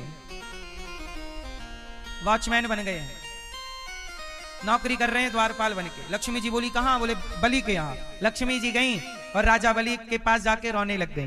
राजा बलि बोले बहन क्या हुआ? तो बोले लक्ष्मी जी बोली कि मेरा कोई भाई होता तो मैं उसे राखी बांधती, आज रक्षाबंधन है। तो राजा बलि बोले कि ऐसा है कि मुझे राखी बांध दो। तो लक्ष्मी जी राखी बांधी। तो राजा बलि बोले बहन बोल क्या चाहिए? लक्ष्मी जी बोली भैया कुछ नहीं, ये जो तुम्हारा द्वारपाल है ना, ये हमारा लौटा दो, हमारा पति है ये। तब राजा बलि बोले वाह, ये राजा बलि ऐसे हैं जिनके द्वार पर नारायण भी भिक्षा मांगने आए और लक्ष्मी जी भी भिक्षा मांगने आई। जिनसे दुनिया भीख मांगता है, आज वो राजा बलि के द्वार पर भिक्षुक बन के पहुंचे। क्यों? क्योंकि भगवान प्रेम में बिक गए। राजा बलि दानी है और जो देता है, जो सेवा करता है, उस सेवक के यहां भगवान भी भिक्षा मांगने पहुंचते हैं। सेवक का सम्मान करना चाहते हैं भगवान। इसलिए कहता हूं सेवक बनो। क्या बनो? सेवा। भगवान को प्रसन्न करना है तो सेवा करिए। भगवान जब तब से प्रसन्न होते होंगे, लेकिन सेवा से जल्दी प्रसन्न होते हैं। सेवा करो, माता की, पिता की, गुरुजनों की, दीन की, दुखी की, सबकी। इसलिए दास अनिरुद्ध ने सेवा को चुना है। गौरी गोपाल आश्रम में वृद्ध माओं की सेवा होती है। आप लोगों से प्रार्थना है कि आज बसंत पंचमी के पावन पर्व में आप भी उन वृद्ध माओं को अन्नदान कीजिए। आप भी माओं को भोजन बंटवाइए। जिन माओं के अपने बच्चों ने साथ नहीं दिया, ठुकरा दिया, ऐसी माओं का सहारा आप भी बनिए। ये गौरी गोपाल आश्रम में हमारी 311 माताएं रहती हैं। इन माओं को आप भोजन करा सकते हैं कि आज का भोजन आपकी ओर से, नाश्ता आपकी ओर से। हजारों संत भोजन कर रहे हैं। माघ मेला में यहाँ भी प्रसाद चल रहा है, रसोई बट रही है, अखंड भोजन चल रहा। आप भी एक दिन का भोजन बंटवाएं और हजारों भक्तों को अपनी ओर से भोजन कराएं। राजा बलि के द्वार पर लक्ष्मी जी, अच्छा तब से रक्षाबंधन का त्योहार चालू हुआ। तब से कौन सा त्योहार चालू हुआ? सबसे पहले राखी राजा बलि को लक्ष्मी जी ने बांधी, फिर द्रौपदी ने भगवान कृष्ण को बांधी, उसके बाद आपने अपने भैया को बांधी। ये रक्षाबंधन की हिस्ट्री। अब वामन भगवान को लेकर लक्ष्मी जी गई। एक बार भगवान मत्स्य बन करके आए, मछली। भगवान क्या बन गए? मछली। और हयग्रीव नाम के दैत्य को मारा। एक बार भगवान नारायण के पुत्र ब्रह्मा, फिर ब्रह्मा से मरीचि इन्हीं के वंश में विवस्वान और मनु हुए, जिनके यहाँ राजा नभग के नाभाग, फिर अम्बरीश जिन्होंने एकादशी का व्रत किया। इन्हीं के वंश में गंगा मैया अवतरित हुई। फिर इन्हीं के वंश में सूर्य वंश में खटवांग, दीर्घबाहु, रघु, अज, फिर दशरथ जी। दशरथ जी सूर्य वंश में हुए। दशरथ जी के 3 पत्नियां हैं, कौशल्या मां, कैकेयी मां और तीसरी पत्नी का नाम माता सुमित्रा। दशरथ जी का बुढ़ापा आ गया, कोई संतान नहीं थी। अब जरा ध्यान से सुनना, राम कथा भागवत जी में है, थोड़ी सी सुनाता हूं। दशरथ जी के बुढ़ापा आ गया, संतान नहीं हुई। अच्छा, दशरथ जी के संतान क्यों नहीं हुई? क्योंकि दशरथ जी के संतान ना हो, इसके लिए रावण ने तपस्या की कि दशरथ जी को कोई बेटा ही ना हो। इसलिए दशरथ जी के कोई बेटा नहीं हुआ। फिर क्या हुआ? दशरथ जी ने यज्ञ किया। यज्ञ से यज्ञ भगवान ने खीर दी, और खीर खाने के बाद, अच्छा एक बात बताओ, दशरथ जी के यहां पुत्र कब हुआ? पहले उन्होंने यज्ञ किया। आप लोग शादी ब्याह करते हैं और शादी करके भाग जाते हैं, चलो हनीमून मनाने जाएंगे वहां। शादी करके भागना नहीं चाहिए। शादी, अच्छा ये बताओ, आप लोग संतान कैसी चाहते हो? श्रेष्ठ संतान चाहते हो, कैसे कुत्ता बिल्ली टाइप की? बोलो, कैसी? श्रेष्ठ संतान चाहिए तो आपकी कार्यशैली भी श्रेष्ठ होनी चाहिए। अब हरकतें तुम्हारी गधों जैसी हैं, हरकतें कुत्तों जैसी हैं, और संतान चाहते हो श्रेष्ठ, तो कुत्तों के यहां तो कुत्ते ही होंगे, शेर नहीं हो सकता। बोलो हाँ। इसलिए आपको शादी विवाह करना चाहिए। पर आपसे मैं पूछ लूं, भैया आपने विवाह किया? चश्मा वाले भैया, आपका विवाह हो गया? क्यों किया आपने विवाह? उत्तर दो। आपने विवाह क्यों किया? काय के लिए किया? हैं? बच्चे पैदा करने के लिए। बच्चे तो कुत्ते भी पैदा कर रहे हैं। क्यों भैया? आपका विवाह हुआ? क्यों किया आपने विवाह? हैं? सबने किया तो हम भी कर लिए। ऐसे हमने नहीं किया, करा दिया हमारा घर वालों ने। अब आपसे एक सवाल पूछा जा रहा है कि आपने विवाह क्यों किया? कर लिया विवाह, पता ही नहीं क्यों किया। ये तो देखो, ये तो वही हालत हो गई कि सब कर रहे हैं, हमने भी कर लिया। एक भेड़ कुएं में गिरा तो सारे गिर गए। बोले वो गिर रहा, हम भी गिर रहे हैं। पता नहीं है क्यों गिर रहे हैं। भेड़ चाल इसी को कहते हैं, भेड़िया धसान नहीं। विवाह क्यों होता है? विवाह के पीछे का विज्ञान क्या है? सनातन में विवाह क्यों जरूरी है? विदेशों की संस्कृति में विवाह नहीं करते, वो सारी जिंदगी लिव इन में रहते हैं। पर सनातन में विवाह को पवित्र माना जाता है। बोलो हाँ। क्यों किया आपने विवाह किया भैया, चश्मा वाले भैया, क्यों किया? किसी को नहीं पता क्यों किया, बस कर लिए। ले वो पूछ रहे हैं, तुम बताओ क्या कहें। यहां भी नकल करेंगे। सुनो, विवाह इसलिए किया जाता है कि हम विवाह के बाद ही, सनातन में विवाह के बाद ही, चाहे स्त्री हो या पुरुष, विवाह के बाद ही उन्हें यज्ञ करने का अधिकार प्राप्त होता है। विवाह के पहले सनातन में आप यज्ञ के अधिकारी, पत्नी चली गई या पति चला गया तो भी आप यज्ञ के अधिकारी। यज्ञ का अधिकार आपकी पत्नी के रहते, पति के रहते मिलता है। इसलिए जब तक पति पत्नी जिंदा हो, जोड़े से थोड़ा पूजा कर लो, थोड़ा यज्ञ कर लो, क्योंकि इसीलिए आपका ब्याह हुआ है। लेकिन आप लोगों ने विवाह का मतलब केवल भोग विलास समझ लिया है कि ब्याह करो और भोग विलास करो बस। ब्याह का मतलब भोग विलास है तो तुम्हारी संतानें देख लो कैसी हो रही हैं, तुम्हें ही पानी नहीं दे रही हैं। हमें ना दे चलेगा, तुम्हारी औलाद तुम्हें तो पानी दे, तुम्हारी औलाद तुम्हें रोटी नहीं दे रही है। क्यों? क्योंकि तुमने ब्याह भोग विलास के लिए किया, तो तुम्हारे बच्चे भी भोगी विलासी हैं, उन्हें तुमसे कोई मतलब नहीं। तुमने विवाह धर्म की रक्षा के लिए किया होता तो तुम्हारा बेटा भी धर्म से चलता। तुमने धर्म के लिए किया ही नहीं तो चल रहा है। विवाह का उद्देश्य है यज्ञ। इसलिए आपने देखा होगा सनातन में जब विवाह होता है तो विवाह में सबसे पहले मंडप गाड़ा जाता है। मंडप क्या है? वो यज्ञ है। यज्ञ की तैयारी, जब कोई भी यज्ञशाला बनती है तो मंडप बनता है कि नहीं, घास का। ऐसे विवाह में भी मंडप बनता है और नीचे हवन कुंड होता है। और जब आपका विवाह होता है तो आचार्य जी, पंडित जी स्वाहा स्वाहा आहुति डलवाते हैं कि नहीं, तुमसे पति पत्नी से आहुति डालो और उसी यज्ञ कुंड की परिक्रमा करो। वो यज्ञ था जो विवाह में हुआ था, वो यज्ञ था। लेकिन आप लोगों ने उस यज्ञ को भी मजाक बना रखा है। आजकल लड़की का बाप अपनी बेटी का ब्याह करता है तो शराब का ठेका खुलवा देता है। आओ बारातियों पियो। बेटी का बाप करता है कि नहीं शराब की व्यवस्था आजकल बारातियों के लिए? बोलो हाँ कि ना। हम सही कह रहे हैं गलत कह रहे हैं? आजकल बारात में बारातियों को लड़की का बाप शराब की व्यवस्था करता है कि नहीं? बोलो हाँ। अब लड़की के बाप से ये सवाल पूछो कि तुमने बेटी का ब्याह किया, यज्ञ कर रहे हो कि शराब का ठेका खुलवा रखे हो? और बाराती शराब पी के फिर तुम्हारी बेटी को आशीर्वाद देने मंच में पहुंचते, खुद गिर रहा है, खुद का होश नहीं है, और तुम्हारी छोरी को आशीर्वाद दे। इन गधों के आशीर्वाद से तुम्हारी बेटी सौभाग्यवती होगी? अरे अपनी बेटी को इन शराबी गधों का आशीर्वाद क्यों दिला रहे हो? किसी साधु संत महापुरुषों का आशीर्वाद दिलाओ। और शराब क्यों तुमने खोल रखी है बेटी के ब्याह में? जो शराब पीने वाले हैं उनको मना करो, मत आओ यहां, जाओ अपने घर। हम बेटी का ब्याह कर रहे हैं, यज्ञ कर रहे हैं, कोई मजाक नहीं कर रहे हैं। लेकिन आजकल तो मजाक हो गया।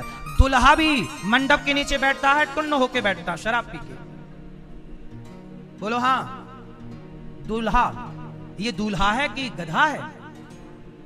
हमारे यहां दुल्हा मतलब नारायण। हमारे यहां दुल्हा दुल्हन के लड़की के पांव पूजते हैं माता पिता। क्यों पांव पूजने की प्रथा है? क्यों? ये शराबी के पांव पूजने की प्रथा है? पांव पूजने का भाव ये होता है कि मंडप के नीचे जो दुल्हा दुल्हन है वह लक्ष्मी नारायण का भाव होता है। हमारे यहां वर वधू में क्या होता है? लक्ष्मी, ये लक्ष्मी है लड़की और ये नारायण है। तो समाज ने यदि आपको नारायण स्वीकार किया है तो तुम उस नारायण की मर्यादा में तो रहो। शराब पी के बैठे हो।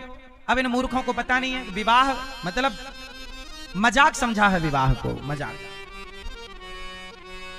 बोलो हाँ। पंडित जी ब्याह कराने जाते हैं तो लोग कहते पंडित जी जल्दी कराओ जल्दी कराओ, फोटो खिंचवाएंगे 4 घंटा, नाचेंगे कई घंटा, ब्याह जल्दी कराओ। अरे वो यज्ञ है, यज्ञ के विधान से ही होगा। यदि आप जल्दी करा रहे हो तो फिर करा लो। जहां समय देना चाहिए वहां समय दीजिए, मजाक ना करिए। नाचने कूदने के अलग दिन रख लो, अलग दिन। शादी ब्याह बिल्कुल सेपरेट रहे कि आज ये केवल यही काम होगा। विवाह होगा, विवाह पूरी रस्में होंगी, मंडप के नीचे का पूरा प्रोसेस होगा। वो जरूरी है, वही ना यज्ञ है। सनातन का यही तो मतलब है। राम जी का विवाह 6 महीने हुआ था। राम जी का विवाह कितने हुआ? 6 महीने तक चलता रहा, और तुम्हारा 1 घंटे में सब चाहते हो। तो अब बताओ, आप बेटी के ब्याह में शराब की दुकान खुलवाओगे? जो शराब की डिमांड करें उल्टा लटका के मिर्ची का धुआं दो इन गधों को। ले मिर्ची का धुआं। शराब पिएगा, मेरी बेटी को शराब पी के आशीर्वाद देगा, दैट दनादन।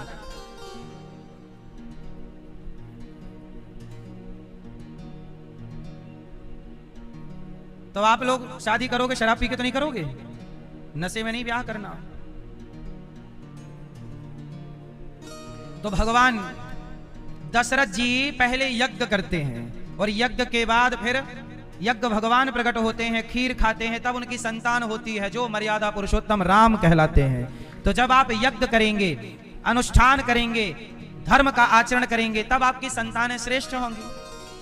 अब आप शादी के पहले कितनी लड़कियों के संग रह चुके, शादी के पहले कितने लड़कों के संग रह चुकी, अब तुम शादी करोगी तो तुम्हारी संतान कैसी होगी? अरे शादी के पहले लड़की लड़के को ब्रह्मचर्य का पालन करना चाहिए। कड़ा ब्रह्मचारी बनो और ब्रह्मचर्य का पालन करो, और जब पत्नी आए पति आए तो पति और पत्नी के संग ही संबंध बनाओ। यदि आपने विवाह के पहले किसी और के संग संबंध बनाया है तो ये भारतीय संस्कार नहीं है, ये चरित्रहीनता है। इसे आप कुछ भी कहो, फिर चरित्रहीनता है ये। क्यों मेरी माँ? ऐसी नारी और ऐसा नर पुरुष दोनों ठीक नहीं कहलाते। इनसे जो संतान होगी वो अच्छी ना होगी।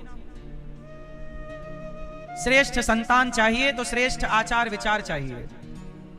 जैसे आचार विचार के माँ बाप होंगे उसी आचार विचार की संतान होगी। जरा सोचो कि तुम्हारा 17 जगह चक्कर था शादी के पहले, तो तुम्हारी औलाद का कितनी जगह होगा?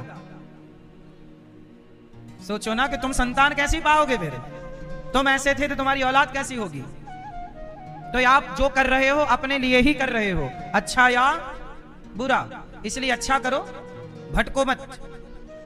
भगवान राम चैत्र का महीना आया, शुक्ल पक्ष की नवमी तिथि आई, दिन के 12 बजे, और भय प्रगट कृपाला दीन दयाला कौशल्या हितकारी भगवान राम, भगवान श्री लक्ष्मण जी, भरत जी, श्री शत्रुघ्न जी, 4 भैयों का प्राकट्य हुआ। और जब 4 भैया प्रकट हुए तो चारों भैयों का नामकरण हुआ। रमन्ते योगी नाम यस्य सह रामः, जाके सुमिरन तेरी पुनासा, नाम शत्रुघ्न वेद प्रकाशा, विश्व भरण पोषण कर जोई, ताकर नाम भरत अस होई, जाके लक्षण। तो ऐसा चारों के नाम रखा। तो चारों भैयों का नाम राम, लक्ष्मण, भरत और शत्रुघ्न, चारों भैयों का नाम। राम लक्ष्मण को विश्वामित्र जी लेकर के गए। आगे चल करके अहिल्या माँ का उद्धार किया, ताड़का का उद्धार, अहिल्या का उद्धार। फिर सीता स्वयंवर में गए। सीता मैया राम जी के गले में धनुष तोड़ दिया राम जी ने। भूप साहस 10 एक ही वारा, लगे 58 टरही नटारा। राम जी ने धनुष तोड़ दिया। अच्छा, राम जी ने विवाह करने के पहले क्या तोड़ा? जोर से, जोर से। आप लोग भी विवाह करने, आप लोगों का विवाह क्यों नहीं चल रहा है? राम जी का तो चला, क्योंकि राम जी ने विवाह के पहले धनुष तोड़ दिया था। आप लोग धनुष नहीं तोड़ते। कौन सा धनुष? शादी करने से पहले धनुष अभिमान का सूचक होता है। राम जी ने धनुष नहीं तोड़ा, राम जी ने अभिमान तोड़ दिया है। और जो अभिमान तोड़ देगा उसी की गृहस्थी चलेगी। गृहस्थी में अभिमान नहीं चलता। आजकल क्या फॉर्मूला अपना लिया है लोगों ने, पति पत्नियों ने? झुकेगा नहीं साला। लड़ाई हो जाए, रिश्ते टूट जाए, पर झुकेगा नहीं। पुष्पा झुकेगा नहीं साला। झुकेगा नहीं तो टूटेगा। रिश्तों में झुकाव चाहिए। बोलो हाँ। मैया यहीं ना लड़ो मेरी माँ। मैया लड़ने लग गई कि देखो कौन झुकता है। आप दोनों की लड़ाई में कौन झुकता है? आप नहीं झुकते। लड़ाई होती नहीं है, आज तक हुई नहीं। क्यों?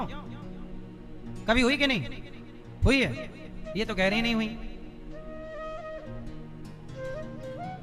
आपकी लड़ाई होती है? चश्मा वाले भैया, हाँ आपकी। वो कौन झुकता है? आप ही झुकते हो। झुक जाया करो चुपचाप। जीत ना पाओगे पत्नी से, टकराओगे तो चूर चूर हो जाओगे। पत्नियों से लड़ना नहीं चाहिए वैसे, और पत्नियों से लड़ाई हो तो हार जाओ। जीत तो पाओगे भी नहीं वैसे भी। कोई जीत पाया कि तुम जीत पाओगे? इसलिए हार मान लो। छोरा तुम्हारी जब हो जाए तो याद रखना हमारी बात, जीतने का नहीं। और ये वाला डायलॉग वहां नहीं चलेगा, झुकेगा नहीं साला, झुकेगा झुकेगा तब चलेगा, नहीं झुकेगा तो नहीं टिकेगा। क्यों मैया आप लड़ती हो? नहीं नहीं लड़ती हो, सही बताओ मेरी माँ, आप लड़ती हो? कौन झुकता है? वही झुकते होंगे, पतियों की यही हालत है। मूंछों वाले भैया आप झुकते हो कि वहां श्रीमती जी? कोई नहीं झुकता। लड़ाई नहीं होती आपकी? और होती होगी तो कौन झुकता है? हैं? होती नहीं। ऐसा तो हुआ ना होगा कि लड़ाई ना हो। अच्छा है ना हो, भगवान करे ना हो। तो मैया रिश्तों में क्या चाहिए? झुकाव। झुकता वही है जिसमें जान होती है, अकड़ खास मुर्दे की पहचान होती है। प्रयागराज है ये, हजारों घड़े रोज आते हैं यहां सिरने के लिए। बोलो हाँ, हजारों घड़ों में राख आती है यहां गंगा जी में। ये वही राख है जो कभी कहा करते थे झुकेगा नहीं साला, आज सब गंगा जी में समा गए। किसकी अकड़ चली है कि तुम्हारी चलेगी? क्यों मेरी मां? इसलिए कहता हूं झुक लो। रिश्तों में बाल्टी जब उतरती है कुएं में तो झुकती है तो भर जाती है, नहीं झुकेगी तो भरेगी ही नहीं। इसलिए झुक के, यदि आपके सॉरी कहने से, झुकने से रिश्ते बच रहे हो तो झुक के रिश्तों को बचा लेना समझदारी है। अकड़ समझदारी नहीं है। इसलिए झुकेगा नहीं साला ये सेंटेंस गलत है, इसके चक्कर में ना पड़ना, बर्बाद हो जाओगे। क्यों? झुकना पड़ता है, इस घमंड में ना रहना कि झुकेगा नहीं। बोलो हाँ। रावण जैसों की अकड़ समाप्त हो गई मैया, रावण जैसों की अकड़ समाप्त हो गई। तेरा क्या होगा रे कालिया?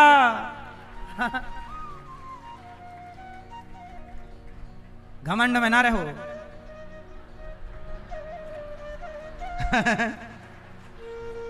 सही है।